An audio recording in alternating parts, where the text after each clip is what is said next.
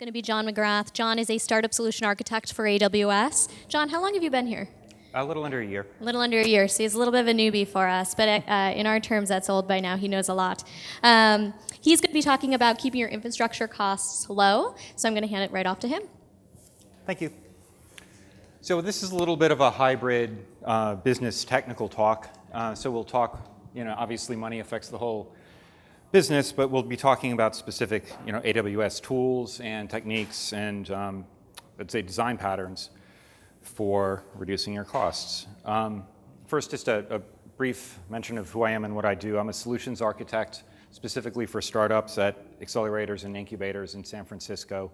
An important part of the mandate of solutions architects is helping customers reduce costs. And sometimes people are skeptical of that, but it's at the core of our philosophy is that we help customers be successful. They grow into big companies, and we all win. And you can look at what Amazon.com does, just like relentlessly driving down costs, and that permeates the whole company, including AWS. Prior to being here, I co-founded a company in 2011 that had a really significant AWS spend. I was there for 5 years, and it's still an ongoing concern. So I've been on your side of the equation, trying to figure out how to save money, so I can sympathize from that perspective as well. So we're going to talk about how to make your funding go further. Most startups begin under existential threat. You have a date at which you're going to run out of money and die. So we well appreciate, and that's part of the reason we're helping you to save money so that you live and spend more over time. It's not entirely it's a little bit self-serving, but it really is a win-win. So we have a lot of tools baked into our platform, as well as ways to think about cloud-native use patterns, because it's a little different when you're on the cloud, that are going to help you save money as opposed to on-premise software. First, let's talk about the overarching themes about what the cloud, in particular AWS, but really any cloud provider, is going to give you. The first is that you're replacing capital expenditure with operational expenditure. So big companies love this because there are accounting benefits to it. But the main benefit to a startup is that you might not have capital, or you badly need to conserve it. So rather than buying equipment up front, you're essentially renting it, and you're only getting what you need. So it's going to, and we'll touch on that later, how scalability is a very important part of reducing your costs. Economies of scale operate on the AWS side as well. Like Amazon.com, we look for efficiencies all over the place and then pass on any savings we make to the customers, to our customers, to you. So we are regularly lowering costs. We design our own networking equipment, just for one small example, both for performance, but also because it's cheaper to do so, and it lets us lower our costs. You may have noticed that when using AWS, different regions have different pricing structures. That also reflects our philosophy of driving things down as cheaply as we can and then passing on the savings. And those price differences strictly reflect what our costs are to operate in different regions. I mean, it really is like land and electricity. If we can get those cheap, you can use those regions less expensively. Our pricing, it can get rather complicated at times, and we get that feedback a lot. The reason that is so is because we offer a lot of variation to help customers doing specific types of workloads take advantage of the pricing model that will benefit them the most. So reading the docs helps. If you have access to an account manager, and through them you can get access to a solutions architect, that in addition to the technical stuff we do, working out the pricing is another part of our service. There are also self-serve tools that we'll touch on later that will help. And the fourth item here is that costs often go down with greater usage. So for instance, S3 is maybe the canonical example here. The more data you have in your buckets, the less expensive it is to store it.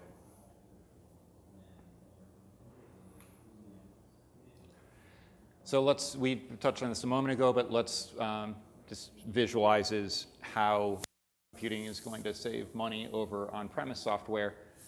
And this is a staged thing. Even if you're operating on-premise, you can use virtualization to take better advantage of the hardware you have.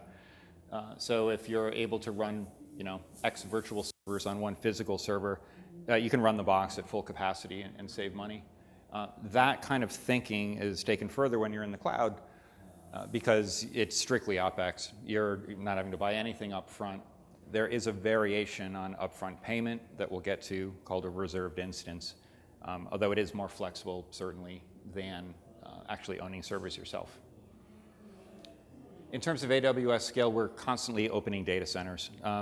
They're not called such. Sort of clusters of data centers are referred to as availability zones.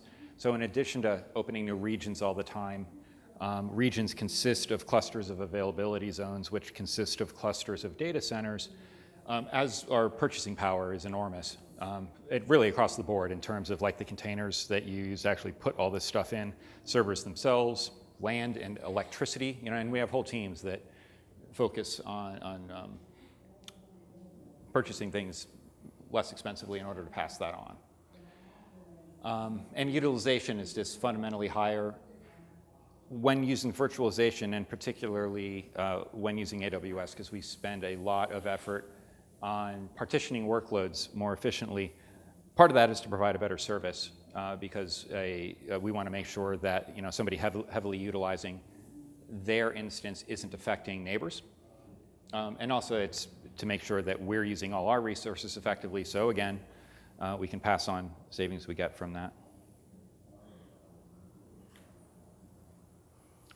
All of this leads to a virtuous circle. You'll see this slide pop up a lot in AWS talks. We gain more customers by being cheap to induce usage, which lets us buy more infrastructure. We gain economies of scale. We cut our prices again. And so this is outdated. There's been more than 62 price reductions in AWS's history. A lot more, actually. That might be, I don't know exactly what that refers to. But we do it all the time, where we just drop prices as soon as we're able to. And there are other cloud providers now. In a way, there weren't when we first launched, and we had the field to ourselves for 4 odd years.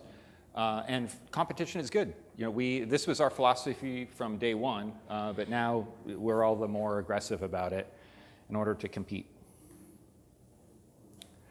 So let's talk about, get to the sort of grist here and talk about specific methods and techniques to reduce your costs. Choosing the right instance types. This sounds simple, but it's really kind of shocking, actually, how frequently you see over-provisioned companies and services. They obviously cost more. I mean, if you're using a large where you could be using a small, but there are some other advantages to using smaller instances that we'll see in a moment. Starting with memory is typically your best bet, and then having other parameters like CPU and core count follow, unless you know your workloads particularly well and are certain you have something that's highly parallelizable, for instance, and you need a lot of cores. So you want to look at all the IOPS, all the particular parameters you need, and assess what's available from each instance, and tailor what you're purchasing to that, which means that you need monitoring and logging. You need that for many reasons. We saw how it affects security earlier. It'll affect performance and uptime and availability. It also helps you with pricing, because if you can see in a dashboard that CPU never goes above 8%, you're probably over-provisioned. CloudWatch and Trusted Advisor are 2 services we have to help you with that. CloudWatch underpins everything. It's available from almost all of our services, and essentially gives you eventing of you can program exactly what it's going to be, giving you visibility into deployment and scale. So it's saying run multiple instances and multiple availability zones. We primarily suggest that for high availability. If availability zone goes out. Happens very rarely, but sometimes there are acts of God or whatnot that might lead that to happen. If you have instances elsewhere, they'll pick up the load. Something we'll talk about a little bit more in a moment, but is always good to keep in mind is when designing for high availability, it's a form of cost savings, because if your site goes down or your service goes down and you're losing money, that's it's the equivalent of having to pay a lot more for your services.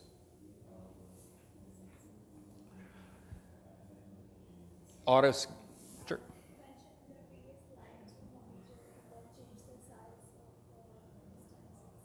Yeah.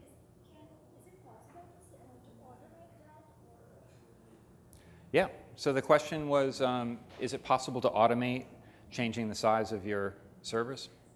So changing the actual size of instances, I'm sure you could. You definitely could. But auto-scaling groups gives you another option, which is preferable typically. By initially doing your monitoring, finding out the correct size, what it lets you do is scale horizontally instead of vertically. And very frequently that boils down to your DevOps tools you're using.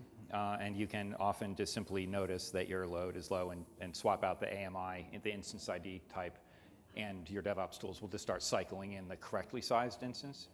But that's kind of at the application or architecture level on your end. But it's certainly possible. So once you have picked the correct instance size, we typically recommend you find the upper limit and provision to there and no more, and then set up auto-scaling. So during moments of peak load, rather than putting in giant instances to handle that are usually over-provisioned and then capable of handling the peak, you have instances that are able to handle a steady workload, and you add more of them to spread the load across them. This gets into a little bit of detail about how you actually do it. Kind of bad slide in that sense. Wall of text is not the optimal experience here, but essentially you set up a scaling policy. When do I need to add another instance to a group that'll be load balanced across? And it can be, there's all kinds of ways you can do this. And they're again, based on CPU, memory, and what gets adjusted can be changed too. So it's like pop in 3 more instances when a certain condition is met. An auto-scaling group will utilize the policy and also the launch configuration, which is where you would say, this is the size I want to be using. So that's where you might change that when your monitoring tells you you need something better. So what that lets you do is look at your load. And this is a theoretical application, and very frequently this is like time of day, day of week, will have different characteristics, and have the auto-scaling groups add new capacity when load increases. This is what it might look like if you're using a large instance, and you'll note these gaps here. So our baseline is usually over-provisioned. Oh, we go past that. Once again, I'm over-provisioned. It's not very granular. And if you're using smaller instances, you can do those smaller steps and always have the correct number of instances or much closer to it. And people sometimes seem to forget the beauty of auto-scaling isn't just that it goes up, it's that it goes down. So, after business hours or whatever the traffic period is, for your particular audience, it's still monitoring load. CPU is below 40% or whatever you have it configured to. It starts pulling instances out of rotation, and that's where you save money. And so this is a real-life example, and just by using T2 mediums as opposed to, I think it was M4 larges, you're able to handle the same load and spend 26% less. And it's worth noting, you don't pay for auto-scaling. You're paying for the resources underneath it that are being scaled. I don't know why, but when I was running an engineering team and doing the DevOps stuff for it, I was intimidated by this at first until I set it up and I scheduled a certain amount of time, and then it's one. So That's a great, thank you for asking. The question was, is there a baseline? Do you mean by that like a minimum number of instances? It's one.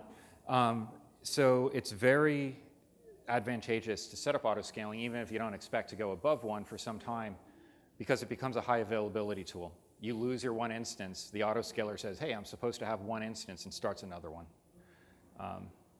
And also, if it's already there, whenever you do hit load, it'll start doing its thing in terms of going up. Another one that sounds like, common sense, and why is the slide even there? Except that I can't tell you how often we see this. I've experienced this, where there's instances just floating around in space, not doing anything yet costing you. And there are ways to prevent that.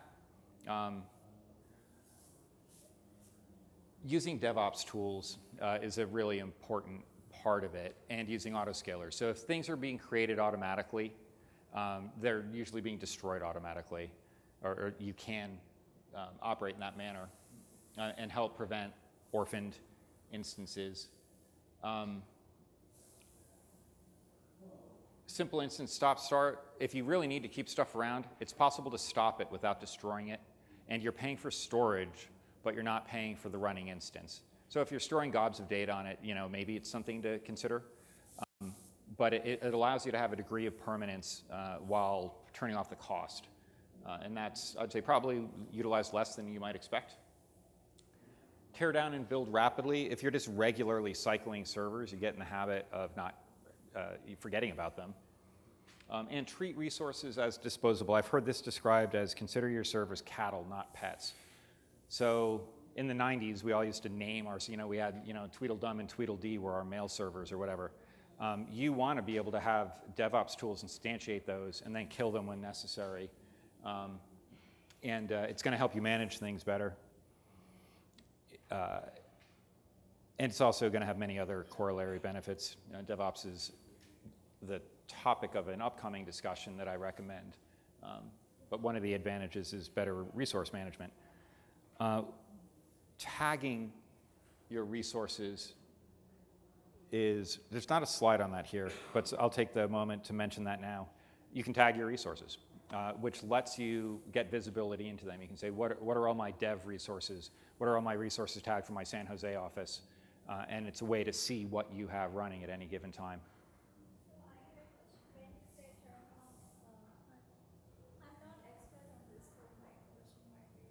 No, that's cool. So let's say I have one instance running in Europe and one instance running in Western region, which is, let's say, California or Oregon.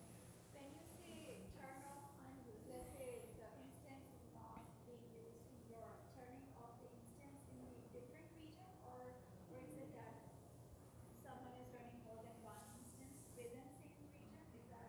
Do people do that? They do. So I think the question is whether, when talking about turning off instances, is it related to the regions they're running in? Or within same region or different region? It could be either. I mean, you can turn off an instance wherever it may be.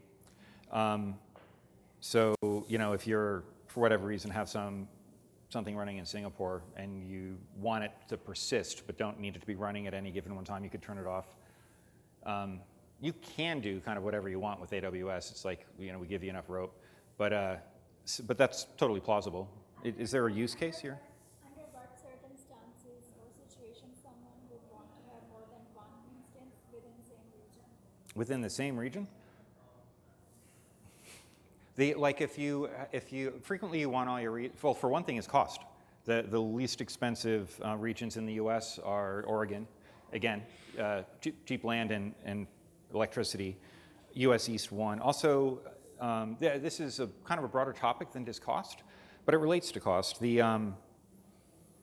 Not all services are available at launch in all regions. So like Fargate, for instance, is a container orchestration and management service we recently launched last year. And it's not available everywhere. I forget exactly where. There's a web page if you Google this, like service availability, AWS. It gives a matrix. In terms of turning stuff on and off, that reminds me of an anecdote, which is germane. There is no way that I'm aware of, without writing it yourself, to see everything you have running cross-region.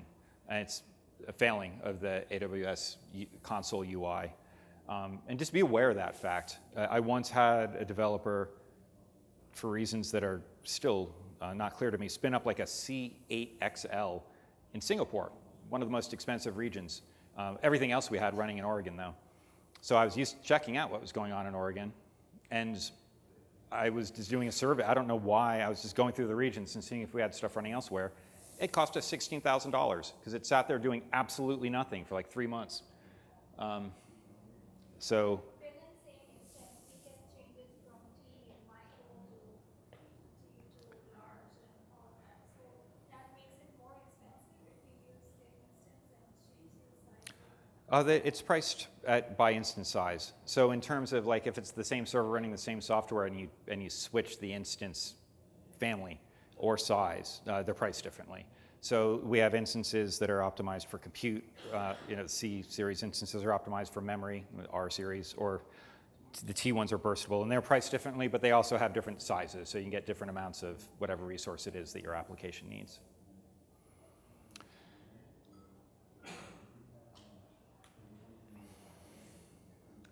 So reserved instances are one of your most important tools for controlling costs, and they are what they sound like.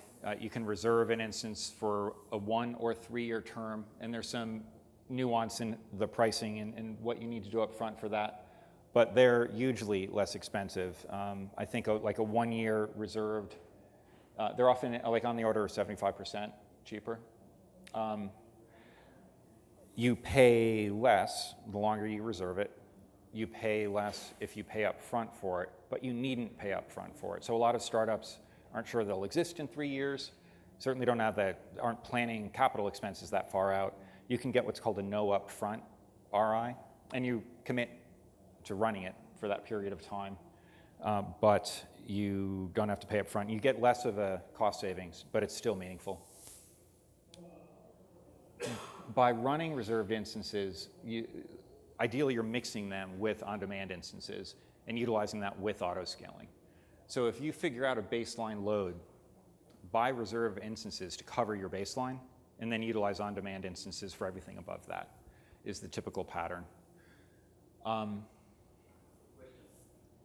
So if you have, in this case, reserved 3, when you're not using 3, you still pay for 3, right? That is true, but you could reserve, the system will automatically utilize any reserved instances you have, for one thing. So you don't have to manage that manually. The other thing worth noting is that you can pretty easily calculate a point at which a reserved instance has, it's kind of crosses the line of an on-demand instance. When does it start saving you money?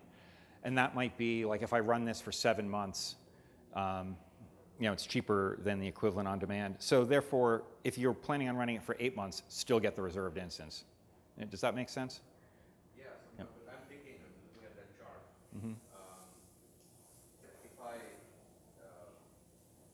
what's the point of using the auto scale? Mm-hmm. Because if I have reserved 3, I'm paying for it anyway. Why do I need auto scale? Well, depending on your load, your autoscaler might still always have to have 7 running. Maybe I used to work at the New York Times, very spiky traffic, during certain times of the day and during news events, it would skyrocket, but it never went below a pretty big number. So in that case, they might have, 1,000 reserved instances and then utilize on-demand instances when we needed 10,000. But we'd still save a lot of money by having that 1,000 priced 75% below. Does that answer that question? I didn't understand the scale numbers on the right-hand side. What they represent, 100% and what? I think it's the number of servers. 8% is top, 8% what? Yeah, like I'm thinking of this as utilization, so that I didn't make these slides. Yeah, I think it is. The bottom one is 100% utilized. The Yeah. next is 75% utilized. Like the top 3, Like 8% of they represent 8%. What does 8% demand. of the day, let's call it. Like maybe this is a 24-hour period, and I'm going to say like 8% of that period, you're going to actually need that capacity. But that's a great point. I I just was making presumptions about this. Again, I didn't make these slides, and you should always know what your axes mean, right? And again, CloudWatch is your friend, and CloudTrail, which is the AWS logging service, for figuring out what your usage patterns are and when you need this stuff. Monitoring and dashboarding helps you figure out the patterns where you can save money. So here's another awful slide because you have to squint and still not see it, but it's basically the price chart that you can find online for reserved instance pricing. And you can compare this to the on-demand pricing and also the different versions of reserved instances. So you have standard 1-year term, and then whether or not you're paying anything up front. And you can pay nothing, a little, or everything, and your savings are commensurate with what you're doing. You can also get a standard 3-year term. There's something also called a convertible reserved instance. Now, a standard reserved instance, you can change certain parameters around it, like the instance size. Go from like an R3 large to extra large. A convertible reserved instance lets you change instance families. A big concern that we've gotten in the past is, well, what if you introduce new servers right after I just reserved your old style for 3 years and I'm stuck using outdated instance types, which you could have been at one point. If you use the convertible instances, you can switch. So if we introduce, eventually someday we'll introduce it R5. Right now, R4 is the current generation of that family. And you had convertible reserved instances, you could switch. Another thing not mentioned in these slides, but worth being aware of, is that there's a marketplace for unused reserved instances. So if you go belly up, if your usage patterns change and you either need to buy them or sell them, you can do so within AWS. It is. It's an AWS. Or I actually forget the name of it. But again, Google's your friend, and you can. I've taken advantage of it, and it's great.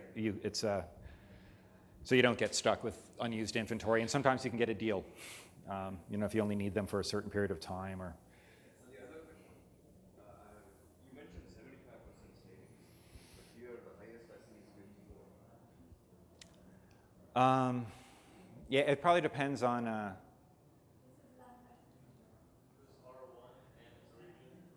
And it's T2, like it varies depending, there's a big matrix of the instance types and the region, and the instance size. This is a small, so somewhere in that matrix is 76%. Since this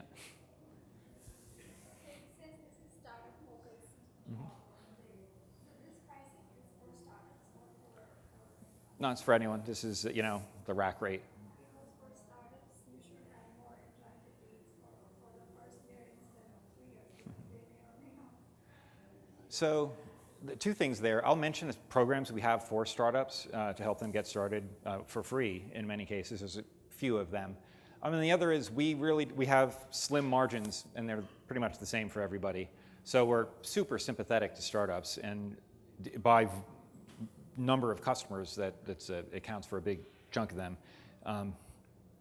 But we don't have lower pricing. We have free pricing. There's a free tier, which you can run in production, and I've done so. It has some limitations, but I'll mention some other programs to help out startups. One of my questions is let's say if I have the application website, which is a very small website, and I would use your Free tier. Okay, yep. and let's say the website is on AWS for a year. Do I have to pay something after 1 year, even when I'm using the services which are included in that? So the question was, do you eventually have to pay to use the free tier? And the answer is, in most cases. There's a free tier for many services. It's not just EC2 or servers. Some of them last a year. Then like a certain amount of usage per month in perpetuity. So check it out for the specific service.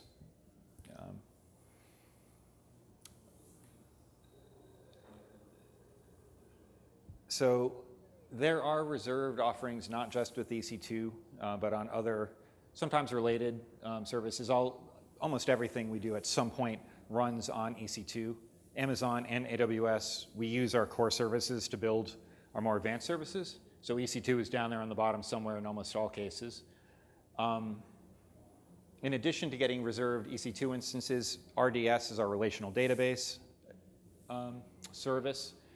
They're basically pre-configured and well-managed databases. So if you need to run MySQL, it's far preferable to do so through RDS than getting an EC2 instance and installing it yourself. And you can get those instances as reserved instances as well. The same goes for DynamoDB, our NoSQL solution, Redshift, data warehouse. It's essentially sort of Postgres turned sideways. And you can purchase different instance sizes for that and get reserved. And Elasticache is a managed in-memory data store. It's Redis. It comes in either Redis or Memcached variants, also available as a reserved instance.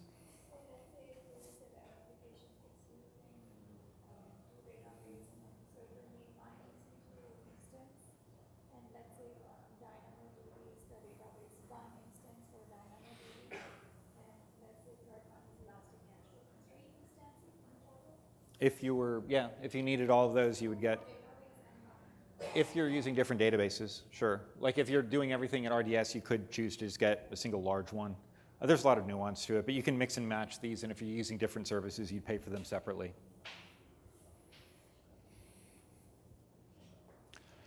Spot instances are the other, third or leg of the stool, I guess. A very important method of saving considerable amounts. And what they are, there's a spot market for EC2 instances. If we have additional capacity, we'll offer it almost as a sort of, it's not really an auction, but essentially you can opt to pay, you can set a price which you'll pay, and if we have capacity at that price, we'll offer it to you.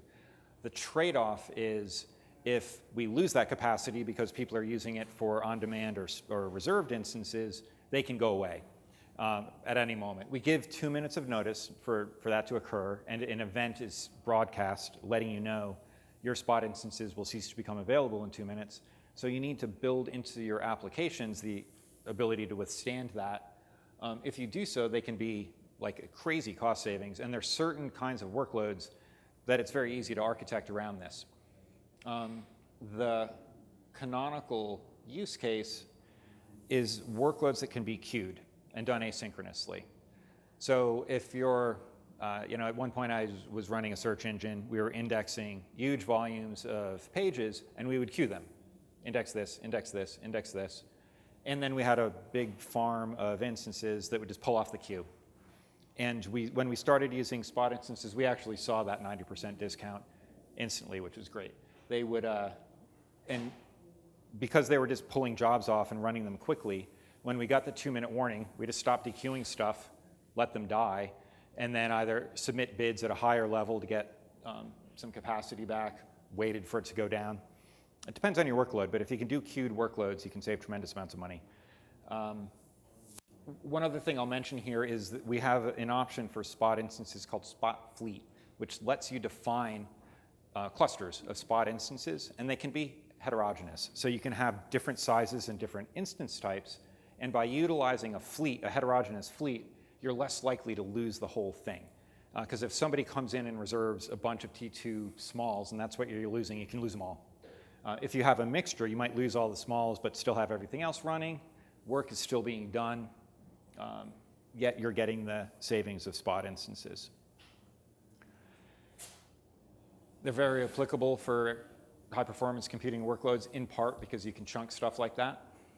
Not a field I know a ton about, so maybe there's other reasons, but I don't know what they are. In terms of storage, we offer multiple storage classes with different characteristics. Some of it is strictly pricing.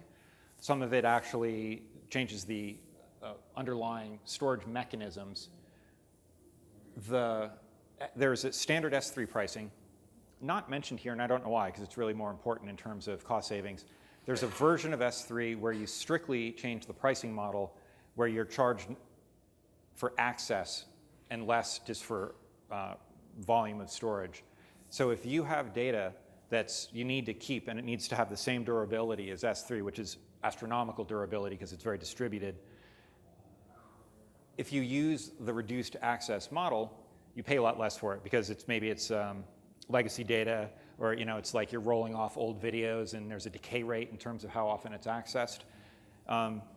You can set up with all our storage options something called the lifecycle rule.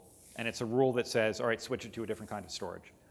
So a common usage pattern we see is data goes into S3. After a certain period where it's less likely to be accessed, it's moved to S3 reduced access. And at some point, it just becomes archival data. It's almost never accessed. And you can put it in Glacier, which has the same durability as S3, but it actually takes quite a bit of time to get it back. It's not always 3 to 5 hours. That number keeps going down, but it's definitely not instantaneous. You have to sort of put in a work order to get your data back, and it's very, very inexpensive relative to everything else. There is also this reduced redundancy option for S3. What that means is it's not as distributed across as many nodes. It costs less as a result. It's primarily recommended for data that can be reconstructed. So, perhaps you have objects that are constructed by pulling stuff out of a database, and you can put them in this less expensive storage. The durability is high. I would still, if anything is like going to kill your business or it's mission critical that it never ever get lost, reduced redundancy is not your best option.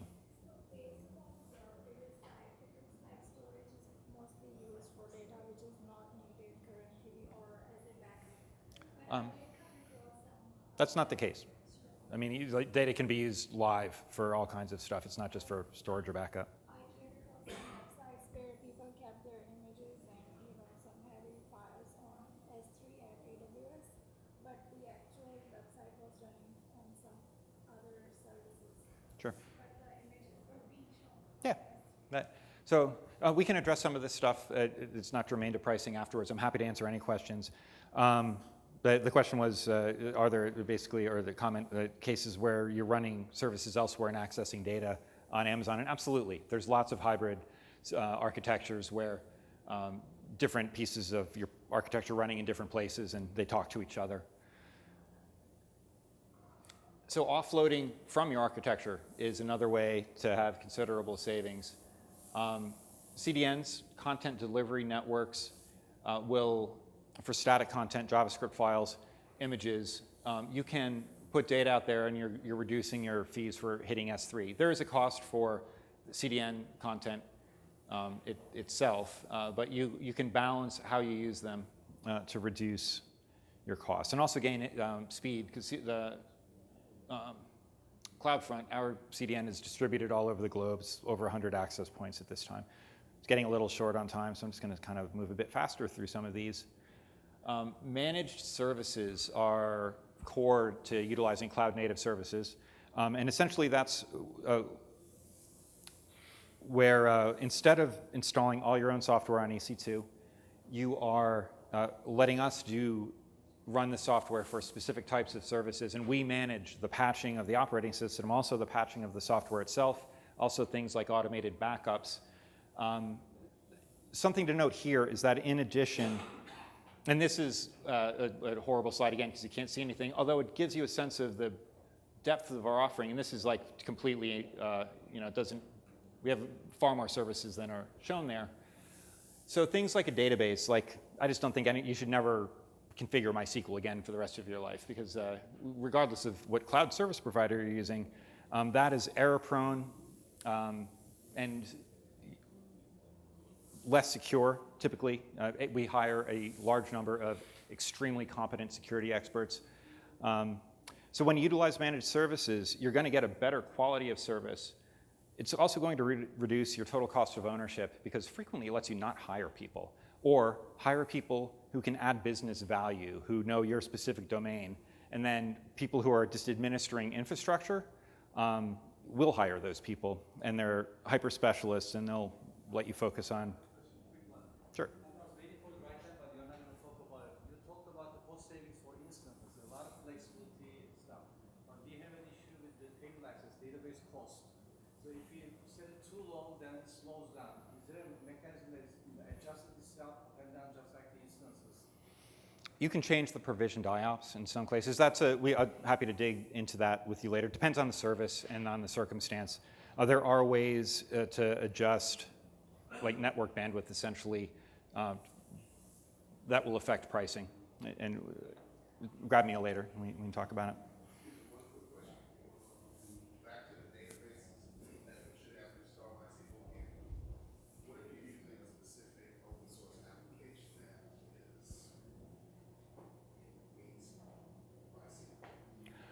So that's a great question. What if you're using if your application needs something specific, can you use managed services? Is that essentially what you're asking? Very frequently, we support the most common database engines: MySQL, Postgres, MariaDB, Oracle, SQL Server, and multiple versions thereof. Cool. And definitely, like if we don't, if you, by all means, you're able to. Many people opt to use EC2 for whatever reason makes sense for their business.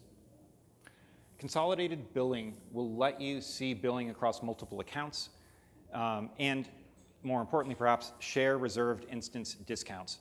So if you have a big organization that has multiple AWS accounts and you want to make a bulk purchase of reserved instances, you can do so and share them across, maybe it's like different subsidiaries or different development groups. There's a feature called AWS Organizations that makes this easier to do. But just note, consolidated billing gets you visibility and the ability to spread savings around. There are a bunch of AWS tools that give you insight into your billing and what you're using. Trusted Advisor is one of them. It'll also give you a bunch of security information, but one of the big pillars of a well-architected site, as we refer to it, is cost optimization. The others are performance, security, operational excellence. This is a precise mapping to the well-architected notion that we have. The AWS Cost Explorer, you can Google these. You can also get this deck after the talk. Will give you more insight into what you're spending your money on.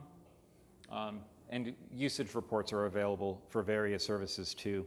I should also mention that we really appreciate it when people fill out the evaluations for these talks. It helps us improve. And as a bit of an incentive to do so, that's how you get the decks. So we give you a bit of a carrot there. So I'm just going to mention a couple things while I have a few minutes, because this doesn't quite cover everything. Check out AWS Lambda instead of running servers at all. It's very inexpensive and for a lot of workloads, and it's per CPU cycle, essentially. So it's kind of a strange model for what you are being billed, and you yourself aren't running servers, so it's referred to as serverless. You just upload code, and we manage everything from that point on.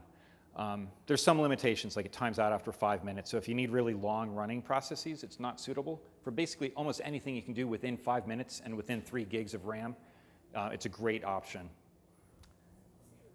And what else was I going to mention?